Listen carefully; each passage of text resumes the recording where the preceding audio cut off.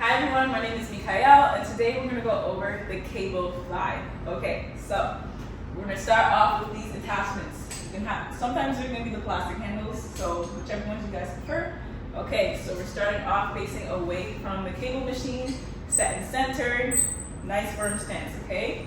To start off, I'm going to bring it forward, take a couple steps forward, get my stance first, and then we're going to retract, bringing it back, and then pushing forward, okay? So with this, you're gonna stop it about here, and then boom. You're gonna feel a nice stretch when you bring it back in your chest and your pec muscles. And then when you feel that nice stretch, that's when you kind of have that initiation to start bringing it forward and then coming back a little bit.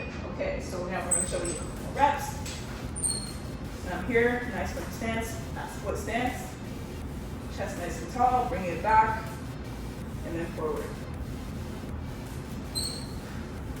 Again, I'm exhaling as I bring my hands together. And then once I feel that nice stretch, which is about here, this is when I'm gonna bring it forward, okay? So I hope you guys enjoyed that, and I'll see you guys in another video.